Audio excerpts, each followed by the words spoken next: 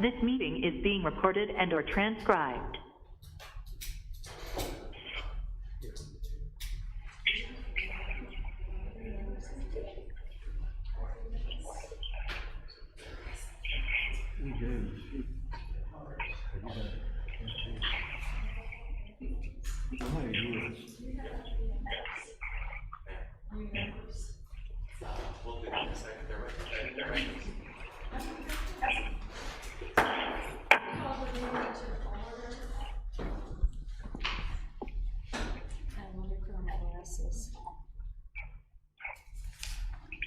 I'd like for everyone to look at the agenda and see if you approve the agenda. If so, I'll entertain a motion.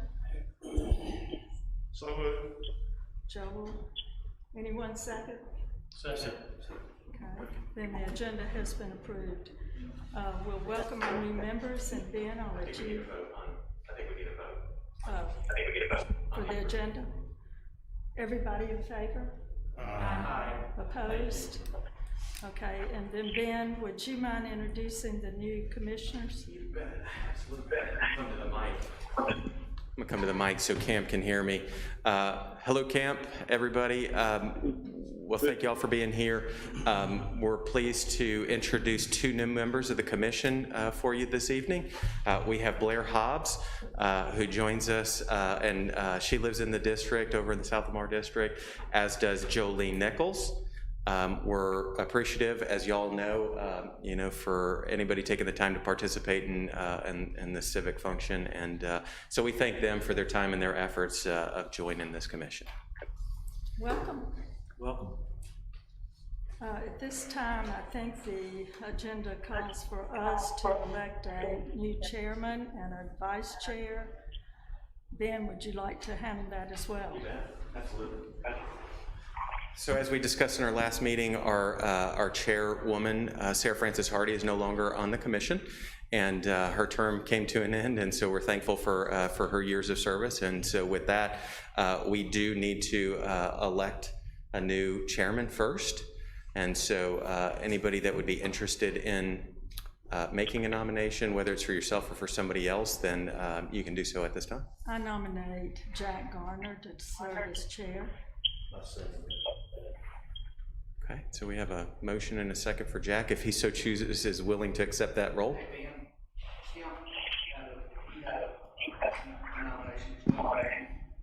Camp, we have a nomination for Jack Garner and a second.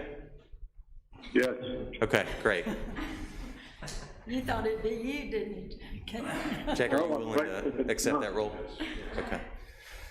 And so he's willing to accept that role, so we need a Everyone vote. in favor of Jack, please say yay. Yay. Yay. Anyone opposed? No one is opposed. Okay. So now we take up the nomination for vice chair. And does anyone have a nomination to make? Diane Scruggs. Second. Okay. Have anyone else they would like to suggest? Okay, then may I have a vote on the issue? All those in favor, please say aye. Aye. Opposed? So stands. All right. Okay. So that being said, we have a chairman that can now handle the next item. And I can do this. There's a literal passing on of the gavel. First of all, let me say how honored I am to have been nominated, and how pleased I am to accept the nomination.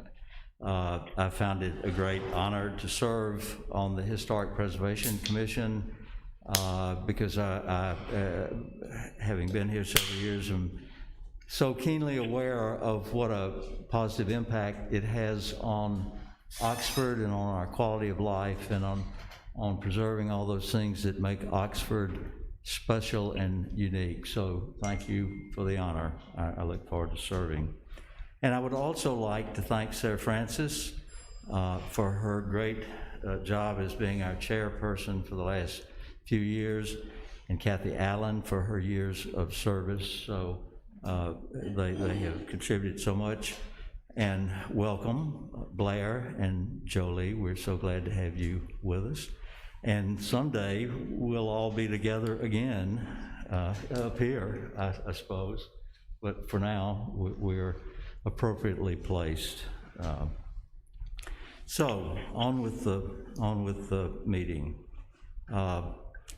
You've all received copies of the minutes from our September 21st meeting. Are there corrections or additions to those minutes that we've received? Mr. Chairman, we did receive one minor comment from Commissioner Jordan. It's very minor, but we'll make that correction.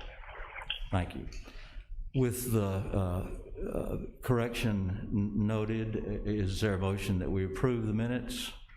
So moved. Do I hear a second? Second. Motion has been made and seconded. All in favor, say aye. Aye. Aye. Thank you. The next section on our agenda is administrative, or cases that have gone through the administrative approval process. Those are case number 597A, a COA granted to John Abernathy for changes to the rear elevation at 608 South 11th Street, and case 598-A, granted to Jack and Gay Stubbs for changes to the existing rear addition of a brick outdoor fireplace and to replace the existing rear door at 1584 Buchanan Avenue. Those don't require our approval, but rather just an awareness announcement. First public hearing on our agenda is case 596, requested by Michael Joe and Cheryl Cannon. Interestingly, my first case to preside over, I will be recusing myself for the same reason I recused myself when this was considered the first time, and that is because I have a personal, professional, ongoing relationship with one of the principals involved in the case. So, Diane, I've enjoyed the gavel for a little while. I'll hand it back to you. Thank you. And we're going to be starting something new this meeting. If you guys have ever been to a courthouse square or planning commission meeting, generally staff presents the staff report, and it's a quick summary and recommendation. So we thought that would be helpful for this commission as well. So prior to each case, I'll come up and tell you basically what we're recommending. So, and you guys can ask any questions at that time or during the case. So Diane, you'll be presiding over this case? Yes. Okay.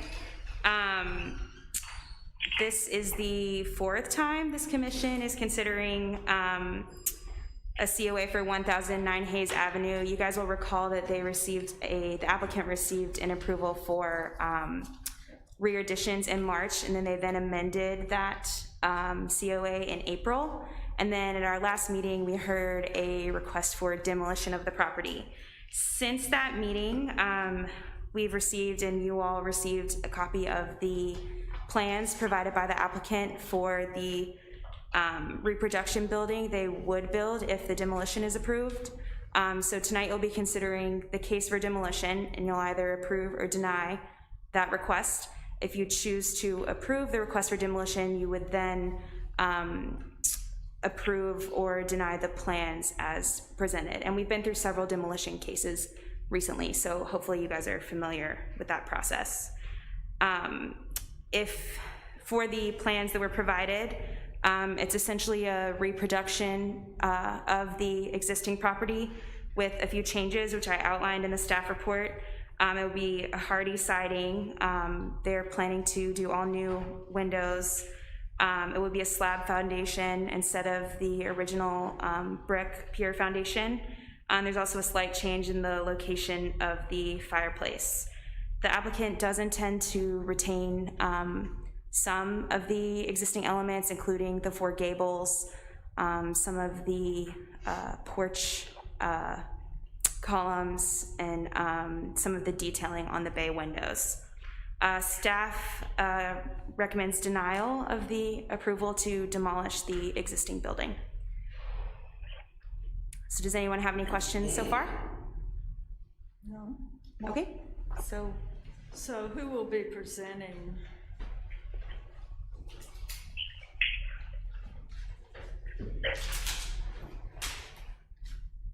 Good evening. I'm Torrey Alger. I'm here representing Michael Joe and Cheryl Cannon. I have a few comments to add to the record, pretty much straightforward. I think y'all have done this before, but our charge was to document the existing home with particular detail to the most significant parts of the house. That is sheet 1 in the submission. We're requesting to remove, retain, and reinstall these portions in whole, thus keeping intact the architectural character of the most decorative portions of the house. Our goal and expectation is to maintain the exact same scale, proportion, and detail of the existing house. And I don't know what else I can add other than sort of lastly, based on the 2 hours of discussions at the prior meeting and additional meetings with the planning department, the Cannons rely on the contents of the record, and we have nothing further to add.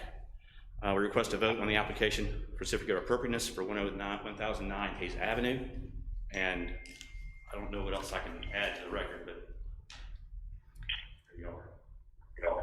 Well, I think the commission would like to know if an engineer was ever on the property prior to anything being taken off of the house that would affect the structure. I wasn't involved in the demolition. Okay. I'm just putting in the record what we did as an architectural firm. Okay. So as an architectural firm, does anyone have anything that they would like to address with how this has proceeded so far? Lance, do you have anything? I go back to the foundation. I think that really messed everything up. I mean, that was never, do you ever remember presenting that to the commission about lifting the house and putting a concrete? I wasn't involved. I don't ever remember, being presented to anybody, and I went out there on the property and that destabilized the house more than anything. That's my opinion. And I'm against demolishing property. So Corey, am I to understand that you were just presenting your architectural design and saying that it was sound as you presented it? Is that correct? The existing home was not demolished when I was presenting the architectural solutions. So when it came back before the last meeting, which I wasn't a part of, I went out to document the significant portions of the house. To go, we're going to keep these intact, in whole, as they are, and we'll reuse them on the new stable structure. That's what I was charged to do. Okay. And so I presented those drawings in detail, in whole, as a sheet 1. Okay. But the intent was we measured the house is to reproduce the house, same scale, same proportion, same detail, reusing the significant decorative parts. Okay, thank you. Okay. Does anyone want to address the request for demolition on this COA? Is anyone here to do that?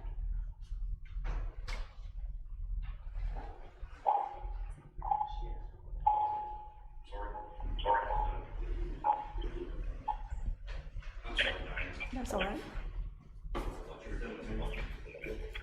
I'm sorry.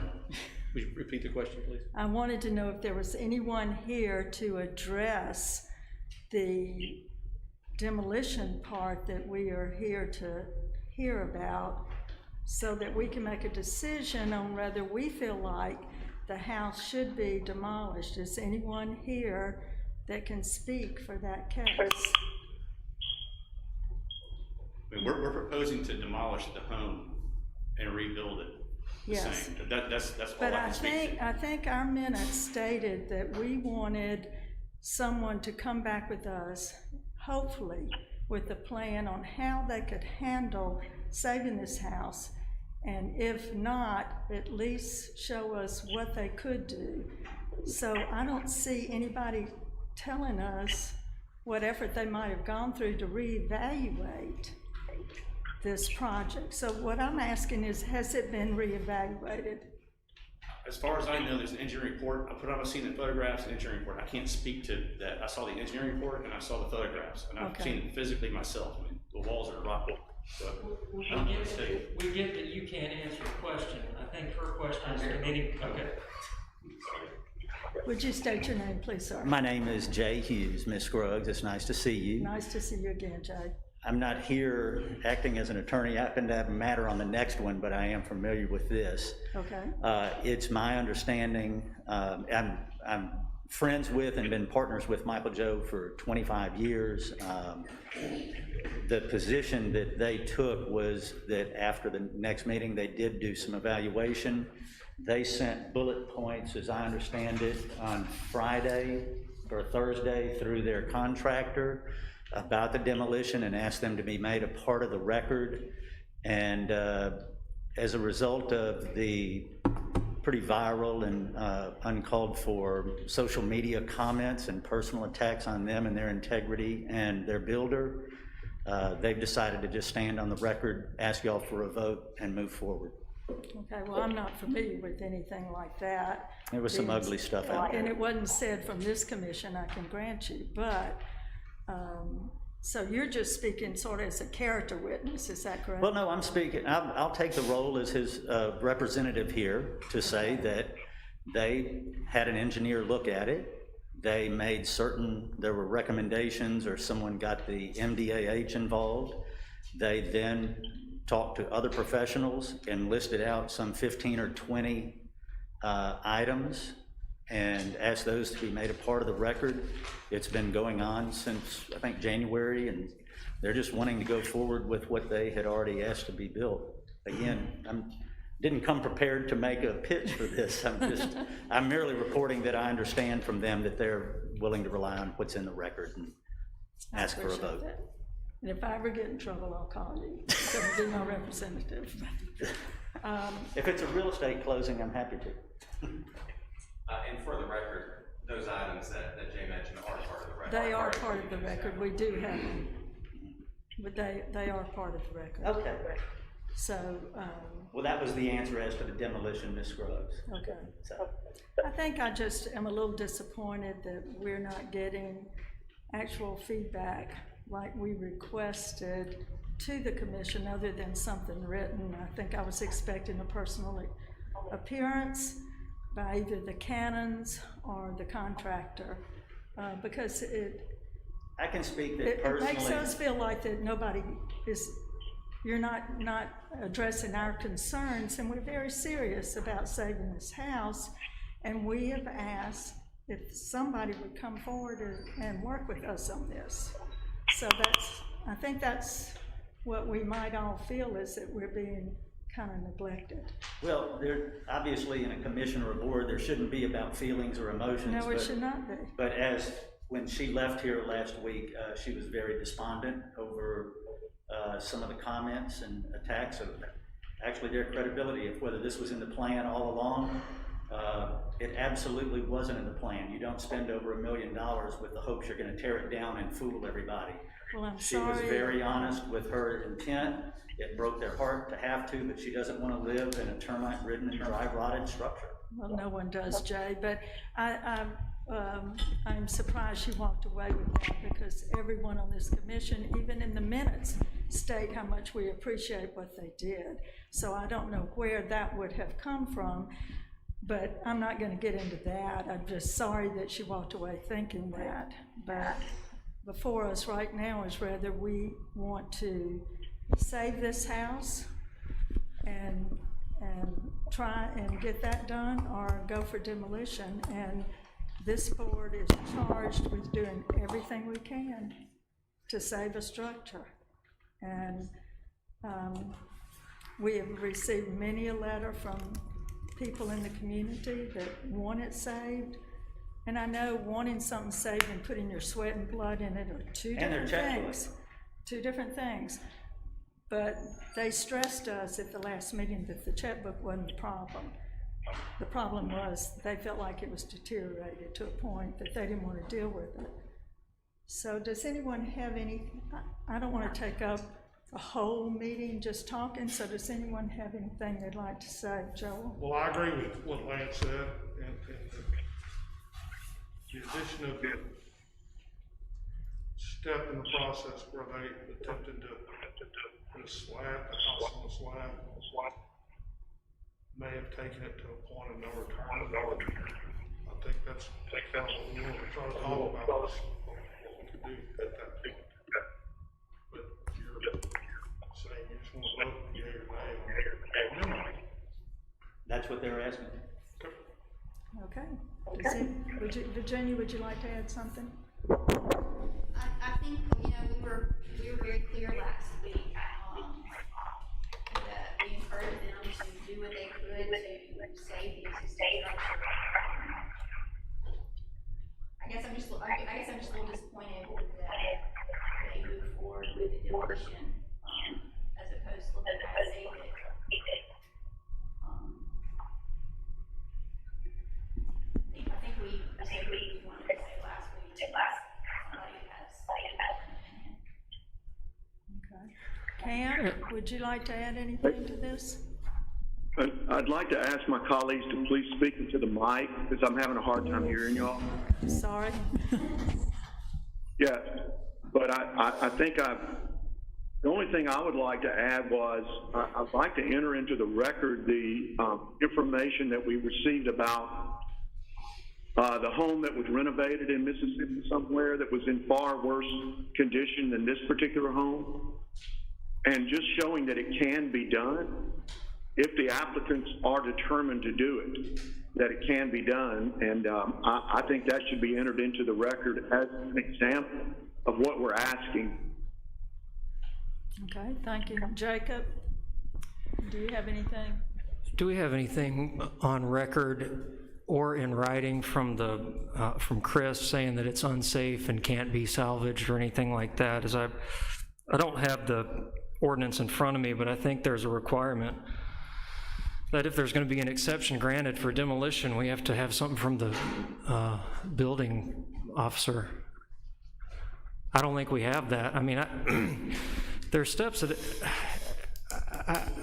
I don't. It seems like we want to just skip over the steps that are required in the ordinance, and then when we have questions, the answer is we don't want to answer your questions. We're personally offended, and I don't respond well to that. I've said from the beginning that I'm not totally against demolition, and I'm not necessarily for it either, but I think the disposition, I think the world of the cannons, I really do, but I don't know, I think it kind of makes it an easy choice if we're left to just, you know, if we're going to be the judge of this case and the litigants say, well, we don't want to answer your questions, Judge. I'm not going to respond well to that.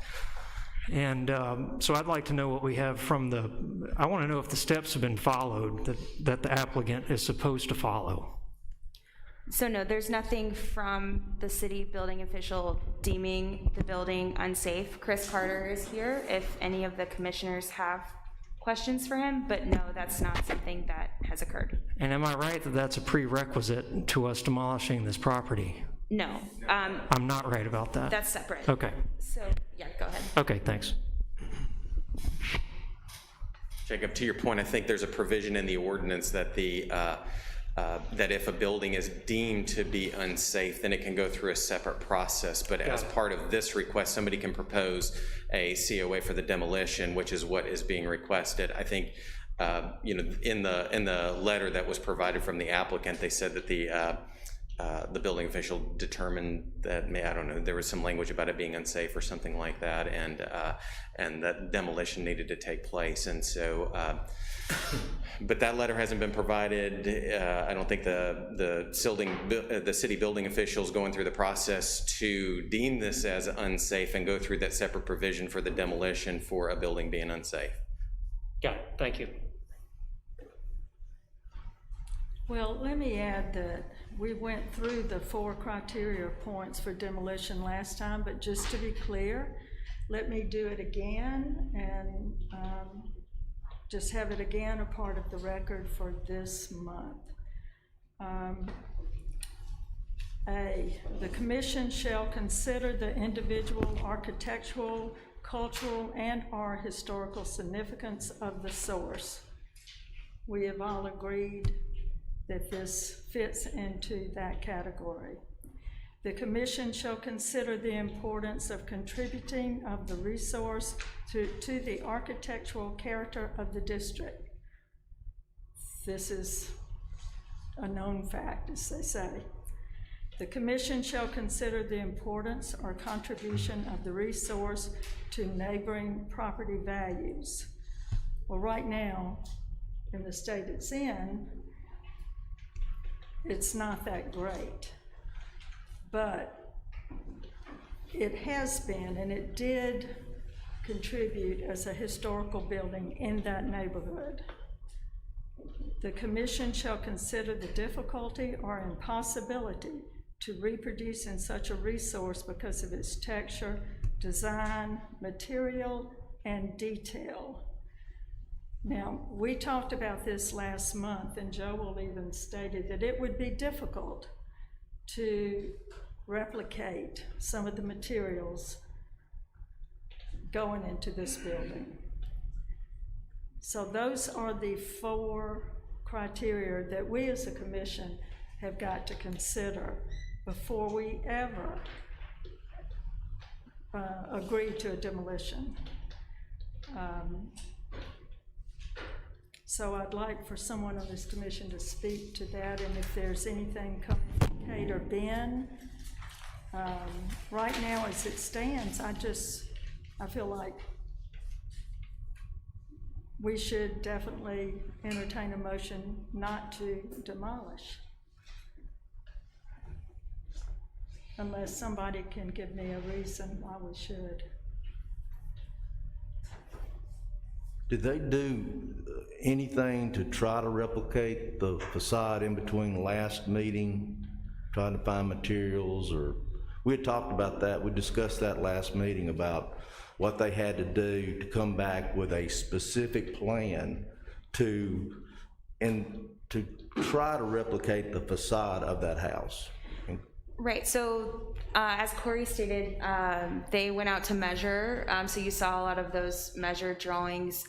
There's a detail page provided with the plans, and they did specify what would and wouldn't be retained. So you saw those 4 gables. They're going to somehow cut those off and reattach them to the new structure. They're looking at how much of the porch could be retained, and that's what they're proposing. I did detail there are I think 4 or 5 differences in the proposed new structure. We recommended retention of the windows and any existing siding that could be reused, and that was not a part of the plan, but the current plans are more specific than was provided previously. And maybe Corey wants to speak to that? Oh, great. Can you come on to the mic so Cam can hear you?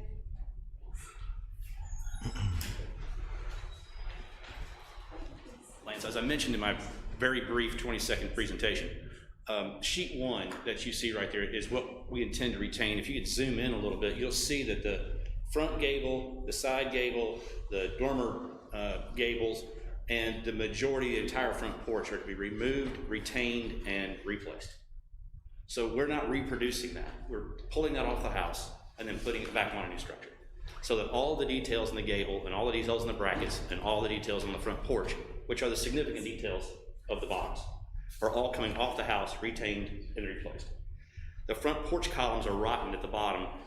All of them, bottom 6 or 8 inches, just naturally because they're rotted at the bottom. But the back column, the back right, is a little more rotten than others. But we feel like we could just cut the bottom 8 to 12 inches, which is in my cover sheet letter, and reproduce those at the bottom so it would look like the original column. But the idea is to keep the significant architectural portions of the house, hold those off, build a new stable box, and put those back on.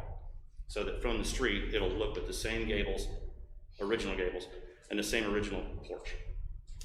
Are the windows, the front windows, are they gonna be? Same size, same scale from proportion, but insulated glass, metal clad windows, like wood windows with a metal cladding on the inside. Like the rest of the house, like the rest of the windows on the rest of the house. But they would have the same scale, same proportion, and same operation. But they would still, I mean, what, huh? There'll be new windows. Yeah, there'll be new windows of the same scale proportion and the same function. Insulated glass and not single pane glass. I mean, my cover letter and my drawings are pretty much just, those things don't look right with all those boxes on them. I don't know why that happens on a PDF, but It's the sheet one is pretty straightforward. I mean, I don't know why those rectangles show up everywhere, but those are detailed drawings of all the pieces, and you can see the outline up there, the things that we're going to keep. It says a note on there to retain. It's in your packet, but our goal was to identify the decorative, difficult sections and go, we want to hang on to those, and the rest of it is a rectangle. So build a rectangle back, new and stable, and attach these old original details back to the new structure. That's what we drew, that's what we drew, that's what we detailed, that's what we have measured, and that's what we're intending to do, unless you tell us we can't. Okay. Thanks, sir. Thank you. I thought I remembered that the contractor said in our last meeting that the front porch could not be saved at all. Am I remembering that correctly, Kate? Yeah. So that actually goes all the way back to the original approval. In March, they received approval to rebuild the porch floor in kind because it's rotted out. There are details shown for the columns, but they're saying that they will try to retain as much as they can of the existing columns instead of just going ahead and replicating them all. So if any of them are not rotted out, which it seems like the front ones, I think what Corey was saying is that the front ones are in better shape than the back ones. Those will be retained. The replacement would be a small portion of basically the column base, and then the shaft and capital would be retained. Okay. Is that right, Corey? And these are all the reasons why we needed the contractor here to help answer some questions, and I'm sorry that he's not. Does anybody have anything they want to add? We have, from Corey, we have our list here. We've got. You were going to ask for me until I got up here and said something, weren't you? I'm working on you. I'm working on you. J.W. McCurdy. Yes. Here for detention. I knew I could get you up here. I'm ready. I can't breathe in this mass, so. There are a couple of things I wanted to ask. I think I remember last meeting that we asked about an engineer. If one had been on the property prior to any disassembling of building parts of the main house, was there an engineer there that said, wait a minute, if you go into this section, you might have to do this or this? Was anybody there that? John Lewis came out and looked, but he didn't take any measurements or crawl underneath the house or anything like that. But I told him what my plan was, and he felt like I was making the right move to head in that direction. Okay. Does anybody have anything they'd like to ask? Do you mind if we look over our notes real quick? I'll go ahead. Thank you.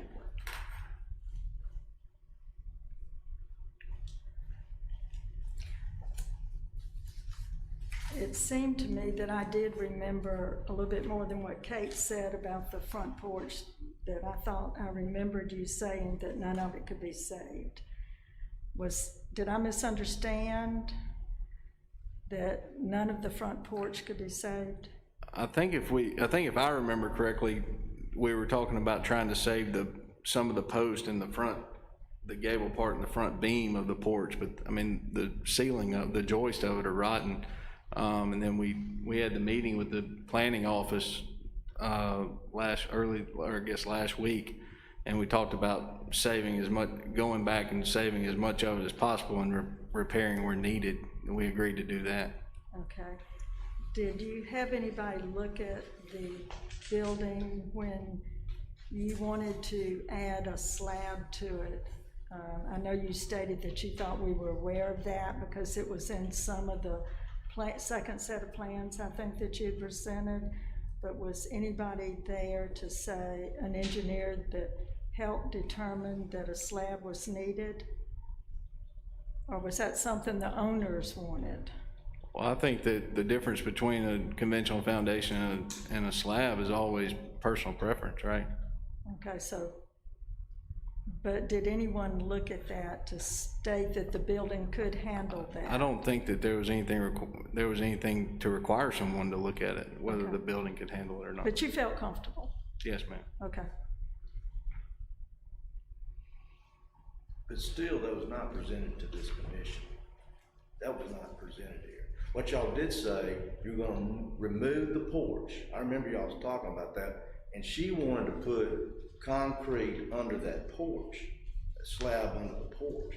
But y'all never did mention lifting that house, that old house, and putting a slab under it, because that's what changed the whole thing. Changed the game. I don't mean any disrespect, but if y'all have any questions, I'll be glad to answer them, but I'm not gonna sit up here and get yelled at at a historic preservation meeting. So if y'all have any questions for me as a contractor, I'll be happy to answer them. Well, I appreciate that. I'm asking a lot of this because I wasn't at the March meeting, so I'm having to go back and try and read notes for clarification. So that's why I'm asking. Yes, ma'am. I was not present for the March meeting, so you'll have to forgive my ignorance on some things, but I'm trying to get caught up. So please don't take that personally. I think a lot of this you and I discussed on site. Of course, We did, and you and Jacob Jordan were the only ones that came out to look at the property, so there's a lot of respect for that. Not with me, you didn't, no, sir.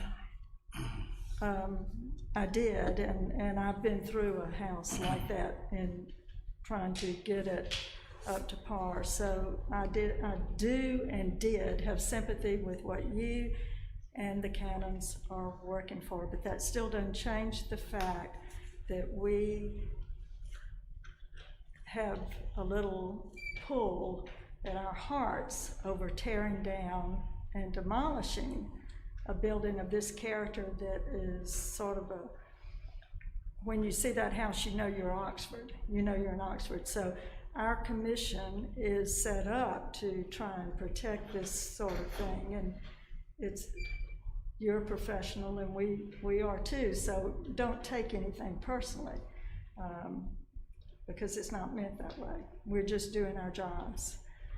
So does anyone have anything they would like to say to JW since I drug him up here to talk?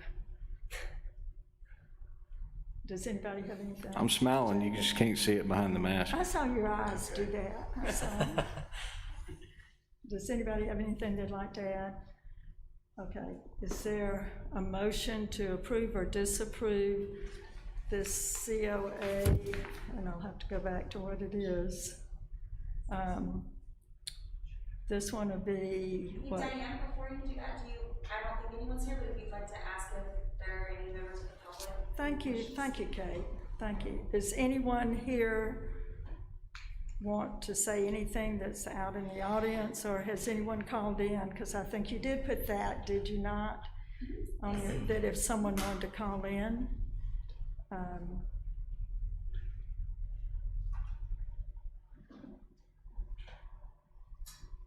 So I don't see of anyone in there. It doesn't seem to be anyone in the audience. Camp, do you have anything to add to this? You need to put your mute off. Your mute. Thank you. Sorry about that. I don't at this time. I do have another concern about protecting the home as it is. And I don't know if we need to discuss that after we vote, but I have been by myself and also heard from some neighbors that the house as it is not being protected from the elements. And I think we need to discuss that. Before or after approval, Camp, what are you suggesting? Well, I would say afterwards. Okay. Do I have a motion from anyone, any commissioner? I'll just mention that I think this was a really hard case. I really sympathize with the Cannons, the situation that they're in. I mean, I really think that's unfortunate. I think this hearing got strangely contentious, and I'm surprised the Cannons were personally offended, and I certainly want to apologize if I said anything that offended them, but I went through the minutes and I didn't, just briefly, and I didn't see any personal attacks on them from this commission. And I think in light of the disposition of the Cannons representatives today, it made a tough choice pretty easy, quite frankly. And I guess the strategy is to take it up with the Board of Aldermen, and that's fine. But for that reason, I make a motion to deny the request. Do I have a second on Jacob's motion for denial? I second. Lance seconds. Is there any discussion with this? Everyone who approves for the demolition to be denied, please say yes. Yes? Aye. Yes. Jacob, you Yes. evidently are saying yes, you made the motion. Anyone opposed? Okay, then the motion stands as a denial. Thank you, JW. Well, I'm sure I'm the one that's gonna be protecting the house, so I guess I'll. Stay on. Just for the record, we've already covered the entire house with house wrap and put a safety fence around the property, so I don't know what else y'all I want us think to it's do. pretty secure in that regard because I went by it. None of the roof is covered, but it's dirt floor underneath and it's not touching the ground, so. No, and I was pleasantly surprised how quickly that went up, JW, after our meeting, that you wrapped it. Yes, ma'am. And I appreciate that. And it was a major concern because we didn't want anyone going in the house and getting hurt, any children going in there, especially with the holiday, Halloween coming up. Ben? Jay Hughes just asked me a question, if there were any regulations that were in our ordinance that actually stipulate what would have to be done in order to protect the house, and we do not have any. And so I just at least wanted to make y'all aware of that. But that doesn't mean that, you know, I mean, they've already taken measures based on our last meeting to secure the site and then also wrap it. So I think the only other concern that I had heard was the chimney. Well, I made that suggestion last month, Ben, only because I've been married to a lawyer and I was thinking of liability for the Cannons. Yes, ma'am. Is what I was thinking about. So if anyone went in there and did get hurt, I was concerned about that. Yes, ma'am. So, is there anything else to discuss on this house? JW? Thank you. Will somebody go get Jack?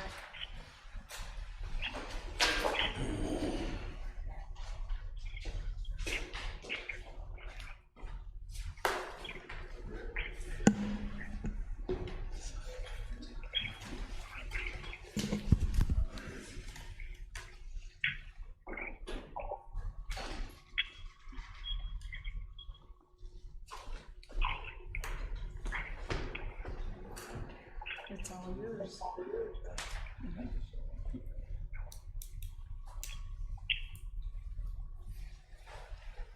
Thank you, Diane, and I don't think I thanked you for agreeing to be re-elected as vice chair. Well, thank you, I appreciate it. You started your new term off well, I'm sure. Thank you. The next case is number 600, a COA requested by Shaw Place Homes to build a new building on the existing lot at 101 Shaw Place Drive. And Kate, if you would set this up for us. Sure.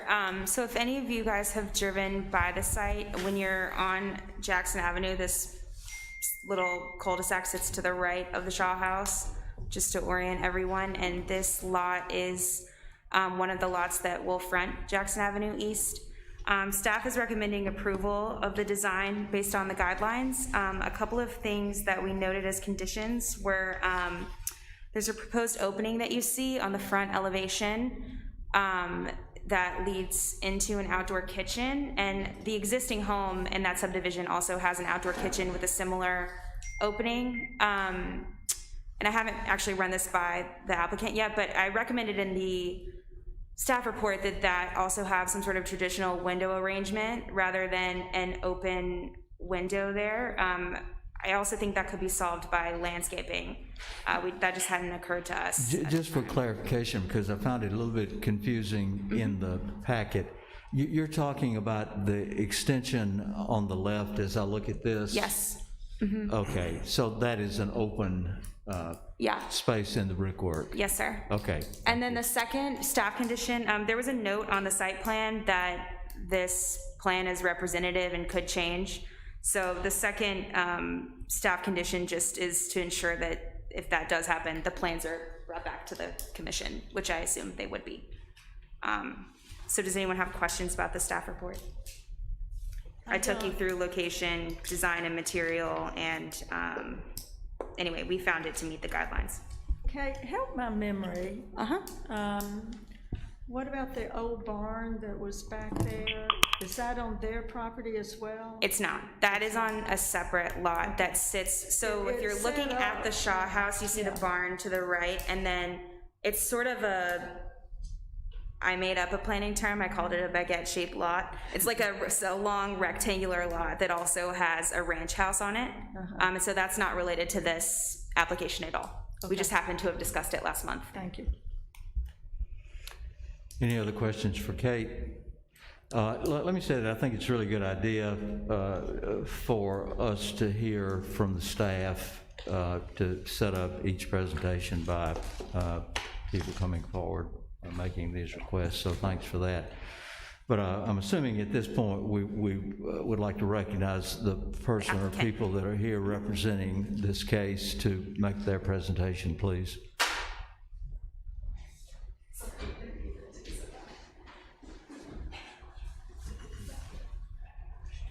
And if you could identify yourself and tell us your relationship to the project, we would appreciate it, sir. Certainly.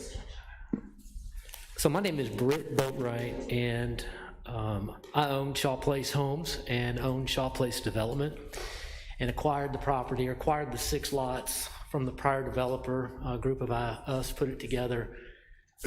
I or a representative had been before the committee a couple of times, putting the wall up, which I think we did a nice job on that wall. That turned out really well. Did the first house and sold it, did well with that, and so came back with this lot. This house was a little different design about a year ago when I had it approved, or I had it submitted and it was approved. We got a lot of feedback from buyers, and so we changed it. So this is a totally different house. Y'all have seen a house on this lot about a year ago. I think Kate made some really good recommendations, and I've modified my plan ever so slightly to accommodate what she requested. I think she made some good suggestions, and so I don't know if this is, last time I was here, there was a camera that came down on that desk. That may not be available any longer, but I do have something that's been modified if you want to see it, that would accommodate the windows that Kate recommended. I think that's a good idea. Yeah. People are scurrying around, so I assume that means we're going to see it. Yeah.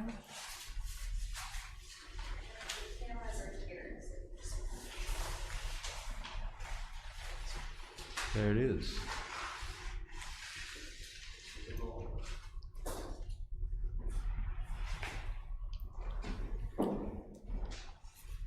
So a couple things. The roof line, when she made the comment about the window, well, a couple of things I think are maybe not clear because that plan, my glasses are fogging up.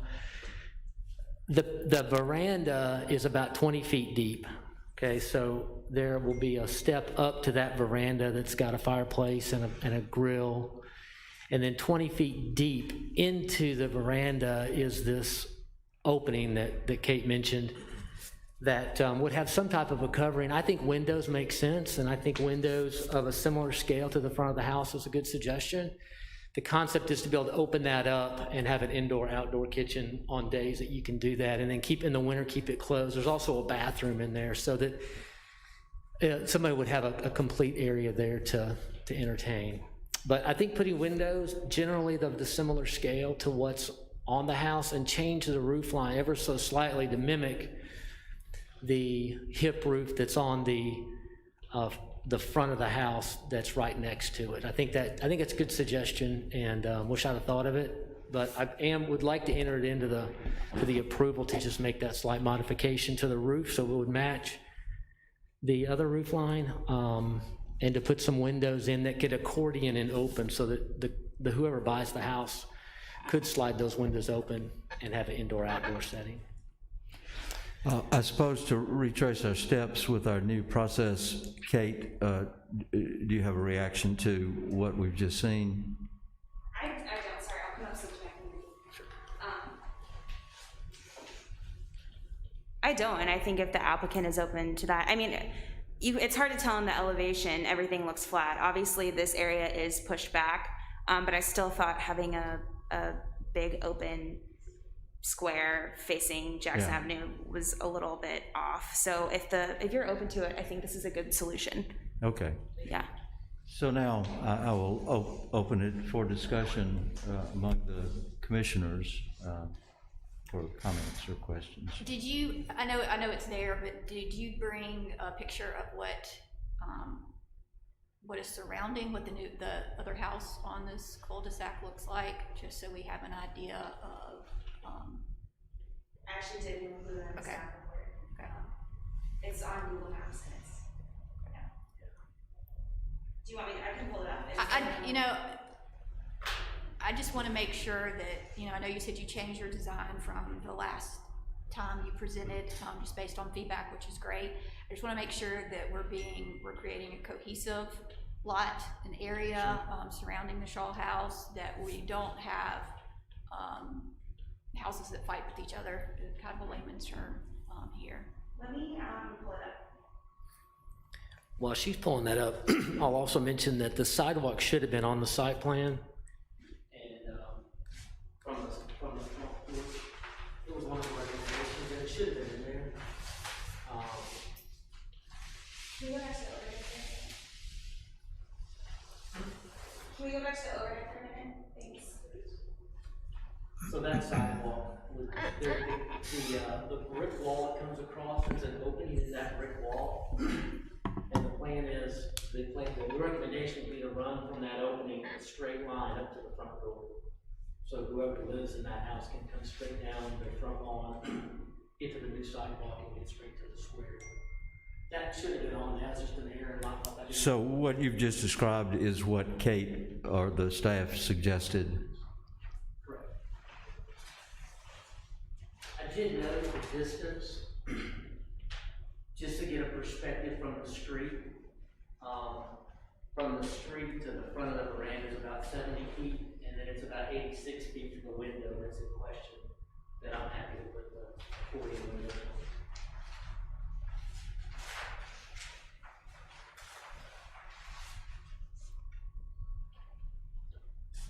Are we waiting to look at other facades? Google mapping my way down there just a second, and I apologize for not including that in the record. Are there other comments or questions while the staff is finding those images? No, I don't have a problem with this. It's pretty straightforward, I think. Yeah, Virginia, your question's in reference to massing. Well, I just think it's, this is all new construction right by the Shaw House. I would just, kind of like a reference, to make sure that everything is proportion, scale. It doesn't have to be all the same, but I do think. But this house, I think it's a good question, because this house does face the same way that the Shaw House, so you will see them in some proximity. This house will sit a good bit below the mansion. The mansion's, I'm guessing, 20 feet high on that hill, maybe higher. I think we probably just have a concern if it overshadows in any way the Shaw mansion. So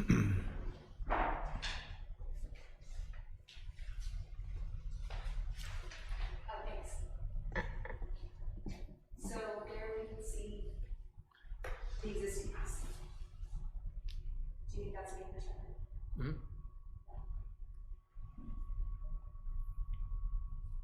So this house faces Jackson Avenue, Correct, yes, sir. perpendicular to the other new house there.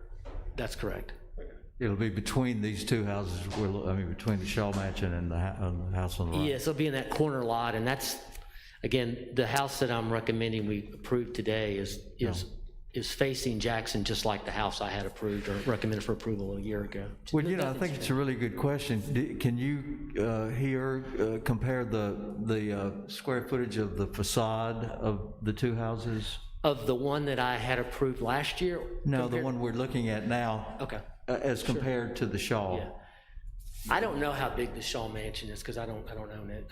Yeah. Well, I mean, maybe just a guesstimate, and I'm just talking about the face of the house. Yeah. I don't have any information on exactly how big the Shaw house is. I know that the house that I'm proposing today is about the same size as the one I was proposing a year ago, so the house has not changed in scale that I'm doing.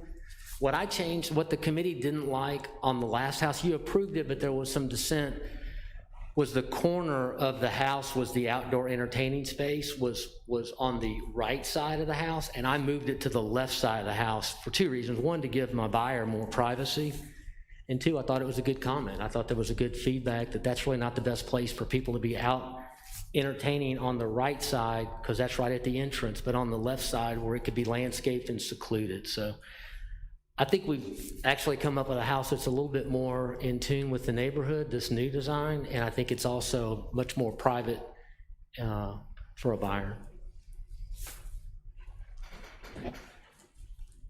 Virginia, does that satisfy your question?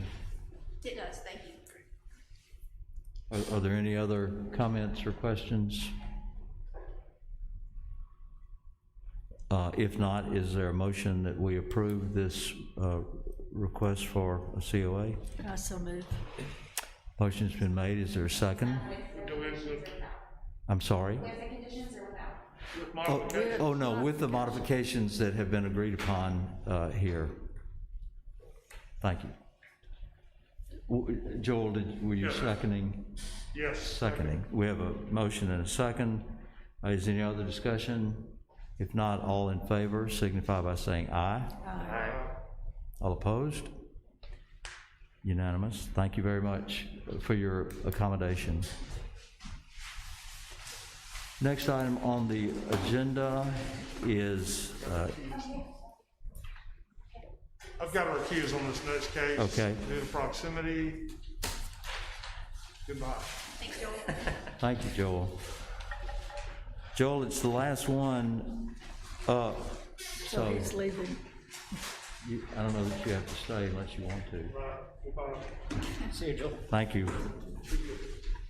The next case is case number 601, a COA requested by Phase 1 to demolish the existing building located at 1519 North 15th Street and build a new building. And would the staff like to start this presentation, please? Okay, so the property in question is 519 North 15th Street. I included a photo from the applicant of that existing duplex. It's listed as non-contributing in the Jefferson-Madison district. This request you guys will consider the same way we have been considering all demolition requests. You'll consider and vote on the demolition, and then if the demolition is approved, you will consider and vote on the proposed plans. So I've listed the criteria for demolition out in the staff report, so you guys can go through those as part of the discussion. The staff does find the demolition of this property acceptable. It's a fairly standard duplex. It's not an outstanding example of its era or a particular architectural style. The applicant is proposing a new single-family home. Due to the grade of the lot, it's pretty similar to that lot that we, for some of the commissioners who've been here a while, that lot that we considered the house on Buchanan for. It has a very steep grade at the back, and so it'll appear as a one-story from the front, but there's actually a second level. One of the unconventional factors that the applicant is proposing is a garage that sits behind the front facade, and there were several photos of that included in your packet. Staff does believe that the plans meet the guidelines for new construction and recommends approval of the COA. And Jay is here to speak on that. Thank you. Oh, do you guys have questions? Okay, one thing, for the benefit of the new members, I think they would like to know, as I would if I were a new member, why this particular demolition might be something that the staff could approve and the other one or others cannot. Sure. So starting off, the property is listed as non-contributing in the historic district. When the properties were surveyed, and as you guys know, we're undertaking a new survey to update those this year, that basically means that the property either contributes to the architectural character of the district through its design, or it doesn't. Properties can be listed as non-contributing either because they don't meet the period, what's called the period of significance for the historic district, so the time when most of the contributing structures were built. Let's say you have a totally, basically antebellum district and you have a house built in 1982, that would be listed as non-contributing. Buildings can also be listed as non-contributing if they have been so highly altered that they no longer meet they have no longer contained enough historic integrity to contribute to the district. In this case, this property is not within the period of significance for the district. It was listed as non-contributing in the survey, and it's also not an outstanding example of its type architecturally. So that's why we felt comfortable recommending demolition here, where we wouldn't with a house like the house we considered previously. Thank you. Thank you. Good evening. Please identify yourself and tell us your relationship to the project. I'm Jay Hughes, and I am the Vice President of Phase 1 Limited, which is the applicant. We have built or restored or preserved many homes on North 14th Street over the years. I've also built 100+ other production homes throughout the city, but this is where my home is, and I live on North 14th Street. I can throw a baseball and hit this house. Right. And it was a rental for many years, Jack, and it's in a state of disrepair. And it came on the market, and I had an opportunity to change it from a rental property to a single-family residence. We're glad you're here and appreciate all the good work you have done. The first part of what we need to do is to make a decision on the demolition of the house, and Kate has presented that well. Sarah Francis always did a nice job of sort of reminding us each time we considered a demolition the particulars, and Kate touched on these, but I'm just going to go through them briefly. And Jay, I think when you talk to us about demolition, these are the things that we want to hear about.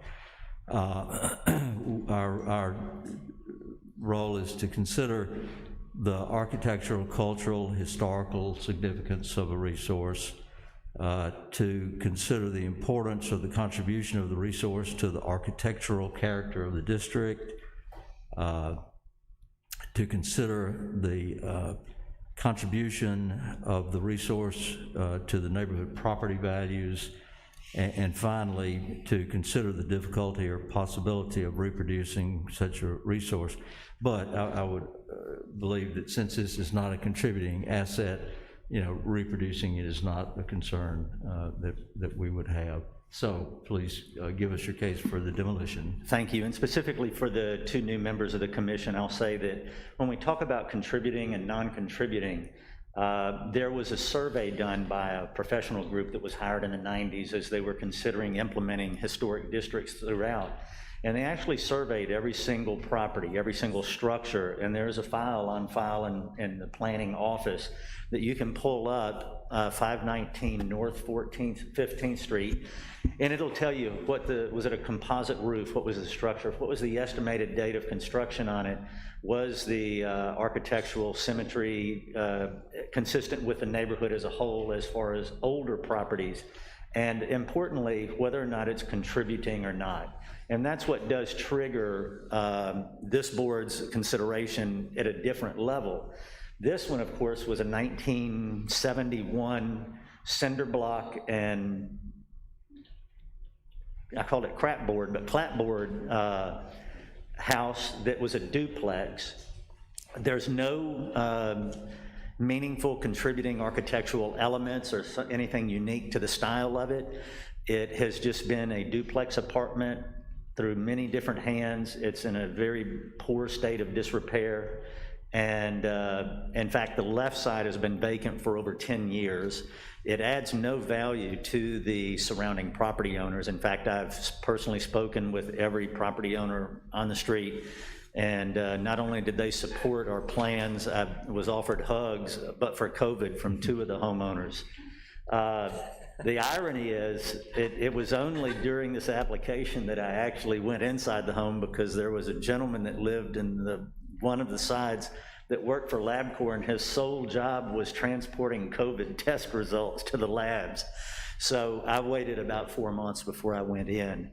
But there's no redeeming structural or architectural elements to it, and what we would be replacing it with would definitely improve and enhance and fit more with the style, feel, and personality of a neighborhood street in a historic district. So Absolutely. It would be a one-family residence? It would be a single-family residence on all my properties that I've redone there, Ms. Scruggs. I have covenants, restrictive covenants on the house that it can't be rented. It has to be maintained only by the family, and it can't be put on social media, VRBO, or short-term rentals. I was surprised that that was considered a duplex. It was so small. It is nasty. I know. I don't, there's literally a bedroom downstairs, cinder block with yucky floors, and then the upstairs is a kitchen and living room squeezed into that same space. For our new commissioners, I'll also explain that when this commission is approached for demolition, part of what the commission expects, and I suppose demands, is that there's a plan for what's going to happen to the lot if we approve the demolition, and that is what the structure will be, and if that is not settled, what's the landscaping plan, and that's to avoid giving somebody approval to take down a house and just leave a lot, a bare, unfinished lot. So I think the first order of business would be to consider the request for demolition. Are there other questions or comments from anybody on the commission about that? Have you ever looked at it? If not, I'll recognize a motion to approve the request for demolition. I so move. We have a motion and a second from Jacob. All in favor, say aye. Aye. Aye. Camp, I know you're there. I can see you looking at me. And all opposed to the demolition, Camp is voting against it. Would you like to say anything, Camp? I mean, your vote's plenty. I just want to give you the opportunity. I'll let my vote stand. Okay. The motion carries, and the COA for demolition is approved. So now we move into the second part of your request, and that is the approval of a new residence. So you have before you the plans and the illustration that I have had prepared. And what was unique about this lot is the slope or the grade of it is so significant that it's going to take a structural engineer a lot of time to plan and design that, but we knew that we couldn't have that gradient of a grade, that grade level to try to go down to a garage underneath. I also agree with the commission and don't necessarily want in the historic district garage doors on the front of a house facing the street. And we want to limit some of the on-street parking. So I met with members of the department out there and understood their concerns. And I had recalled the pictures that you see there were from a home in England that I remembered many years ago, that parking is so tight there, but they actually made the facade lift up like an airport hangar door. And so the front of the house is going to appear to be a traditional or remodeled Queen Anne classic farmhouse with bevello lighting and a few elements. But it's going to appear to be a single-story home at street level that attempts to preserve the authenticity of the time period of Miss Duffy's house on the end and Miss Cantor's, which was the old dairy farmhouse across the street. And by doing so... Hold it there, please. Just as an airport hangar door, general aviation airport hangar door, the swings, it'll come up, but it'll have windows and the same finish and details as the remainder of the house. And we'll also probably, I think it's called grass paved 2, that will approach from the street, so you don't have this wide paved concrete driveway that just dead ends at the house. We have, in order to make it where the top wasn't too tall, we went ahead and put a cap on that. And so there is a flat area, but you can't see it from the street, but it keeps the proportion to the home and the ones down the street with the same size of roof on it, as far as the rise on it and the height of it. It'll be built with all quality, top quality materials. We've entered a new era of possibilities with old houses.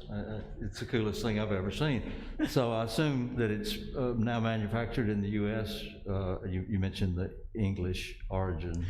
Well, I'm actually going to use an airport hangar door system that's manufactured out of Minnesota, same one I use on my hangar. So you're just going to create this yourself? I'm going to make it myself to make it work. I love a problem when there's a solution. Is there questions, comments from, what do you think about this, Lance? I like it personally. I think it's innovative and it's a good way to handle the car issue. You know, in these photographs that you've submitted, there's one that's even more extraordinary, and it's this. Well, no, go back a couple. It is the concept of the double cars. Yep, this one we're looking at. Not only does the facade of the house open to reveal a garage, but it's a double-decker. And you know that lift is only $8,000, but I can't even begin to imagine in my household the fighting that would come for who's parked on top. You know, can you come move it?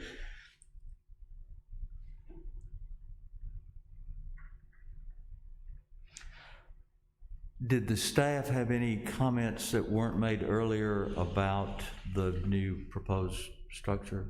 No. How much is does the house come closer to the street, or does it take up some of the front yard? Or it's pretty much in line with what's there right now. Ben and Kate had mentioned that one of the guidelines they try to adhere to is to be in line with other properties on that street. The property immediately to the south of this one is about 3 to 5 feet. I haven't really, because there's bushes and poison ivy in between them, closer to the street. So it may move up 3 or 4 feet, but we want to get rid of all that concrete and put a landscape and grass back there. Describe again, you mentioned something that would replace the traditional driveway concrete slab from the street to the house. What was that you said? It's called grass paved 2. There might be a 3 now, but it's a semi-porous stone that has openings in it that you can put in the ground. fill with dirt in the middle and plant grass on. There's one at least on Lamar somewhere, I think, yeah. Actually, when we did, when I built Solo, which are the apartments next to Sneed's Hardware, the right side of that entire building is a fire lane that, even though you see it and it's all grass, it's actually got cement crisscross under it that'll support a fire truck all the way back. You can just grow grass over it. So this is the structure that you put underneath it? Mm-hmm. And, Yeah. And surprisingly, that structure is quite sound, and so this is actually from the same site, and I don't think this is what Jay intends to do if he ever lives up, but this. Let's say, don't spend my money. Yeah, that's it, similar. What I was trying to pull up. But you're saying it'll look like grass, right? Yeah. So this is actually an image where it shows like that full yard is grass and then people are able to park on it. That's not necessarily what this is the same system that he's planning to use. So mine is going to be very, if it harkens back to the 40s and 50s when you would see as cars were starting to park beside houses, and well, even in the 30s, you wouldn't see a full paved driveway, you'd see 2 paved strips that went back to a shop in the back or something. You would be providing a surface that is porous but also grows grass so that we don't look like we've got a giant slab out front. Yeah. I grew up in a house with 2 strips that came from the street. Are there any other questions or comments? My only comment would be the garage doors.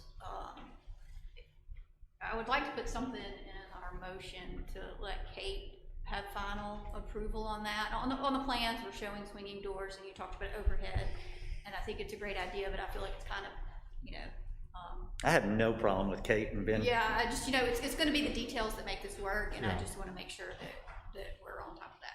Yeah, my only other thing would be making sure that everything is in plane. Right. Jay has expressed that it will be, but that's no big deal if you wanna I'm- take a look over the final plans. I'm happy to present and make it conditioned upon Kate and Ben's approval of the garage door and it reflecting what we've in general and concept talked about tonight. My goal is to preserve and enhance my neighborhood, not to detract from it. I just have one just cosmetic sort of question. Will you be able to look through those garage doors, windows, and see the car? No, sir. We'll opaque those in some way. I'm not sure how, but the windows are going to be consistent throughout, but they'll be concealed in a way that it doesn't look like they're painted black, but that you can't see through it either. And that's a design element that I haven't really approached yet. Well, I'd say congratulations for your innovation and for presenting something that it's going to add or certainly not take away from the aesthetic of the street. Well, thank you. Well, if there are no other questions, I would entertain a motion that would include Virginia's caveat of final staff approval of the appearance of the garage doors. I make that motion to approve, subject to Kate's approval of the doors. I'll second. Jacob has made the motion and Diane has seconded. Is there any other conversation? If not, all in favor, please signify by saying aye. Aye. All opposed by the same sign. Let the record show that Camp is opposed. Thank you very much. Thank you all very much. I voted yes. Oh, did you? I'm sorry. I'm looking to the left and the right. It was just... Never make any assumptions about me. So it was a unanimous vote to approve the construction. Yeah. Again, we're so happy to have 2 new commissioners, and if either of you would like to say anything, we're be glad to hear your voices. Yeah. Thank you. I've already learned a lot today. I feel like I have a lot to learn, and I'm looking forward to it. So thank you all. I'm grateful as well and really enjoyed getting in the materials and researching for this meeting, so I'm super excited. Thank you. It's fascinating and it's educational, and I think you will get a real, sense of accomplishment knowing that we're accomplishing what this commission was designed to do. So thank you for joining us. Hey, Jack? Yes, Camp. Hey, I would like to make just an observation for the record. At a distance here in my armchair, but, I think it's important for us to remember when we're looking at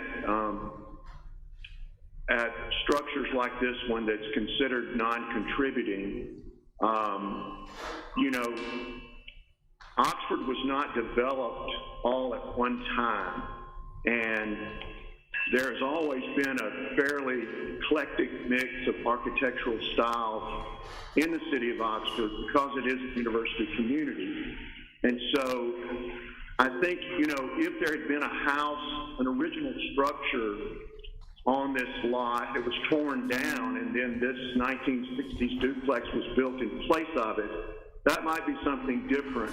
But if this was the original structure on that lot, built in 1960, I think we need to consider the diversity and the eclectic nature of Oxford and be really careful about gentrifying our little town by continuing to allow, larger, more considered beautiful historic structures built in these neighborhoods that never existed that way in the first place. So I just want to make sure that we continue to keep that and continue to consider that when we're trying to make decisions about demolition. That's all. You make a good point. Thank you. And I think we agree with you. Thank you. Hey, Camp. Sure. It's Kate. I just wanted to respond to that a little bit from a staff perspective.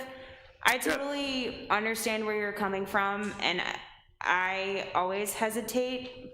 We always talk about it a lot and hesitate before we recommend demolition. And you're right that in losing some of these smaller buildings, you might lose seeing some of how the neighborhood has changed over time. And I do think that's valid.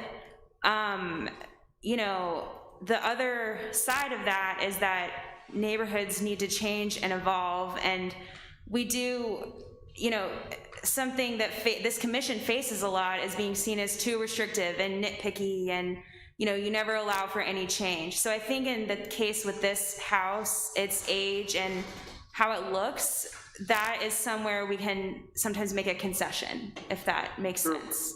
So, but I want you to continue, and all the commissioners, we want to hear what you think, and we want to hear your vote. So just because staff is recommending demolition, that doesn't always mean that, that's the way the vote's gonna go. So that's sort of where we come from when looking into And I think the point is, just because a structure was deemed as non-contributing at a point in time does not mean that it is not worthy of consideration for not being demolished. Absolutely.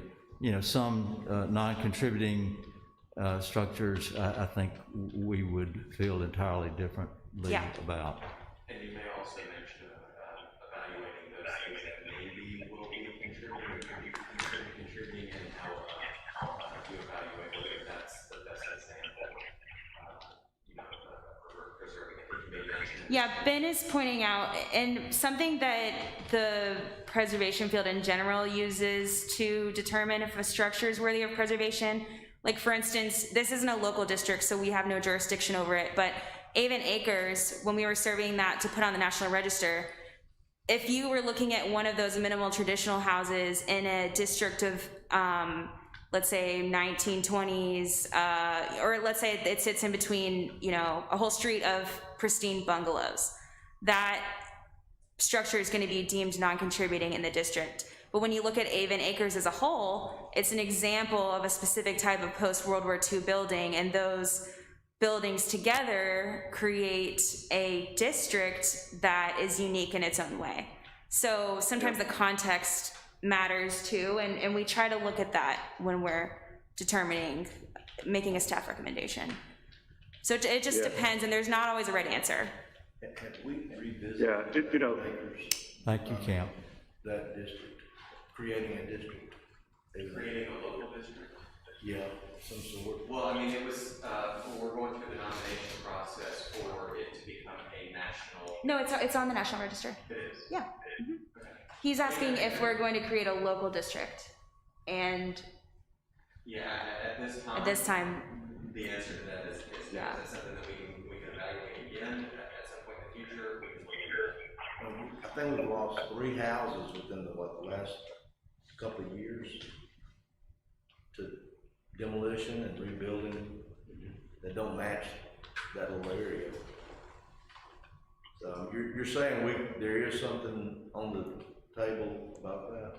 Well, it's, I thought it was. do you want to come speak so we can hear you? I thought it was still going through the process. No, it's been listed. So it has been listed as a National Historic District. And so. And while you're on that point, Yep. does that do anything to protect the area? It does not. That's, I think, the point that, project.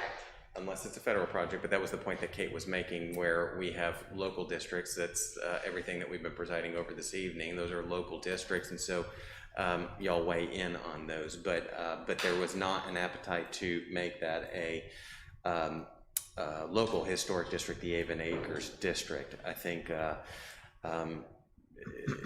you know, I think it's as the conversations were taking place before, it's difficult. You're seeing a lot of modifications to those homes to make them, you know, there were a lot of 1 and 2 bedroom, 1 bathroom homes. You know, I think they've, you see them modified to make them, you know, add for more livability in today's standards. It's not to say that there's a market for those, but I think that's why you're also seeing a lot of the change. Is that something that we're continuing to monitor? Is that something that we can reconsider at a point in the future? I think so. We share your concern about all the homes that are being torn down and reconstructed in that neighborhood. There's probably more than 3 when you look at the entire neighborhood, you know, Combs and Chandler and things like that. But I appreciate that concern. You know, just to contribute to this conversation, I think Lance makes a good point. We were all aware of the survey, extensive survey that was being done there over a period of months, and we were moving in a certain direction. And then this board basically just, or my interpretation was, we just sort of heard well, you know, the neighborhood's not really behind it, so we're gonna walk away. Yeah. And I never heard, you know, if there was a big negative response, brouhaha, I don't know that we were ever made aware of exactly the extensiveness of that. Yeah, we did have public meetings, Jack. We did have public meetings there, and I think we had a decent turnout for that type of a meeting, but I think everybody that attended was opposed to it becoming a local district. They were supportive of it becoming a national district. I think we had one historic preservation commissioner that was able to be there. And is that really that unusual for residents to not embrace the idea of controls coming in? Yeah. So often when, I agree with you guys that I would love for it to be a local district, but generally when you see things like that listed locally, it's driven by residents, or it's not driven by someone working in our office like this. And that's how these districts that we're presiding over were formed. There was a local group that basically lobbied the mayor and board of aldermen. I've only read about this because I was not a preservationist at the time, because I don't know how old I was, but they basically lobbied the mayor and board of aldermen and had these districts created. And I was sort of hoping when we started doing the National Register meetings and all of that, we would find people who were interested in creating a local district and really rallying their neighbors and trying to get it listed, and I didn't see that appetite there. I only saw, we all did, we only saw negative responses. And so, go ahead. Conversation. Because I think there's another element that we need to mention though too, and is just the type of neighborhood where there's considerably more rental in that neighborhood versus some of our other districts. And so when you're dealing with and when you look at the ownership of that neighborhood, you actually have, you know, a handful of people that own quite a few homes, you know, in that neighborhood. And so I think that factors into it as well. You know, whereas some of our other districts, they were there were pushes by actual homeowners to create those districts. So I think it's, you know, the context, as Kate mentioned before, I think is certainly different in regards to that neighborhood. Well, I think that's a reasonable answer, regrettable, but reasonable. Sure. And yes, I recall the town meetings, or whatever they were called, neighborhood meetings, and the fact that there was not strong support. Yeah, Camp is. Camp, I'll look at you again, sorry. Yes, so, and Ben addressed one of the points that I was trying to remind us was the fact that the reason that the Avon Acres did not receive approval is because there were so many investors who had already bought properties there who intended to tear down those homes and replace them with larger properties. And so basically, too, what we have to remember, and I remember this discussion, when we created it as a national registered district, basically we were doing them a favor because now they have tax incentives for doing what they're doing rather than preserving the homes. So in a way, and I remember Kate, you and I had that discussion, and we talked about maybe we're doing this backwards, right? Wait, Camp, when you take a tax credit for a commercial property, that goes through, the plans go through MDAH. So it's similar to coming before this type of hearing, and honestly, they're more strict. So the people that are doing as far as I know, there aren't any tax credit projects in that neighborhood. The projects that are being done are people either demolishing or popping up the houses, and they wouldn't get through the Department of Archives and History doing that. Because if you're taking a tax credit for a historic tax credit, which we don't have a residential one in this state, we only have a commercial one, all of your plans go through MDAH. And as far as I know, no one's doing that.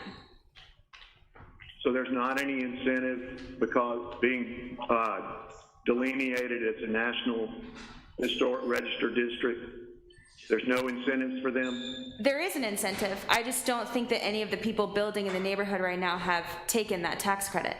That tax credit is out there for people that are willing to restore the property rather than either pop it up or demolish it. Does that make sense? Okay.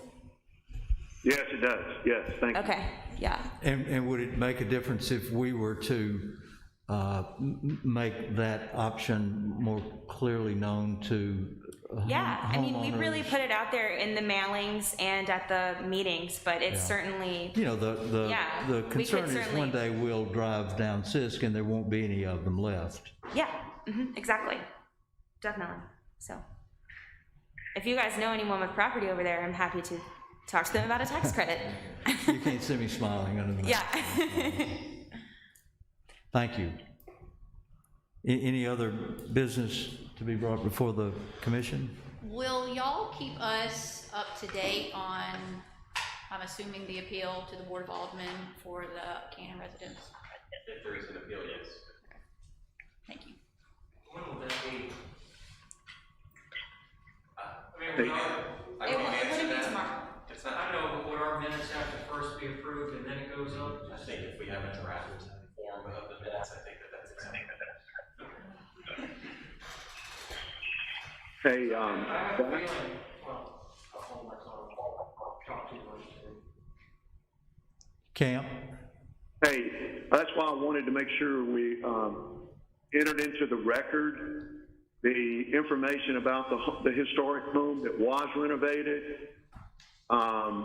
That was in far worse condition than this house, so that I was doing that because I'm assuming they are going to appeal to the Board of Aldermen. And so I wanted to make sure that we had that evidence in record that showed us at the Board of Aldermen. We did, and just so, for clarity purposes, that was posted as a separate item under the, on Board Pack, so on the website that we use for these materials, so it was listed as a separate item. It is part of the record.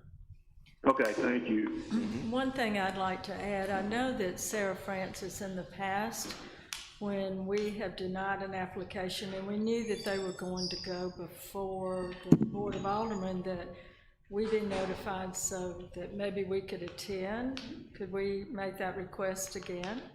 You bet, absolutely. We'll keep you informed. Thank you. Yeah, just to the whole commission, inviting any of us. Of course. That are available and want to attend. I think we've even had instances where commissioner or the chairman or chairwoman has spoken on behalf of the commission. I think we've also had letters that have been provided as well, so. And will the minutes from this meeting and also the previous meeting, I guess, be subject to the appeal? Because that's important, because last time, yes, we said very clearly, there is no path in the ordinance for us to approve demolition. And I don't know that we said that expressly tonight, but that the ordinance just wasn't going to let us do it, and then they came in here wanting to pick fights with God and everybody about, so I think it's important that the record, that the aldermen have reflect that we're relying on the statute to come to the conclusion we did. Absolutely, it will be considered, both of them will be included as part of that appeal, if there is an appeal. Did Camp want to say something? Camp? Yeah, one more thing. And so I think it's really important, that they made reference to the fact that their character had been disparaged and things like that in social media. I think it's really important that the Board of Aldermen do know that we don't engage in that that's actually against the rules and regulations for us. So any of that engagement that took place in which their character was disparaged or anything like that was not done by our commission. And I think that's important if that's brought up again to the Board of Aldermen. Well, and I think that was in the minutes as well, will be in the minutes as well. Right. Okay. And these meetings are posted online, so on YouTube. I can't wait to read the minutes. Yeah. Is there any other business to come before the commission? If not, I would recognize a motion that we adjourn. So moved. Second. The meeting is adjourned. Thank you. Oh, do we vote on that? Okay. All right.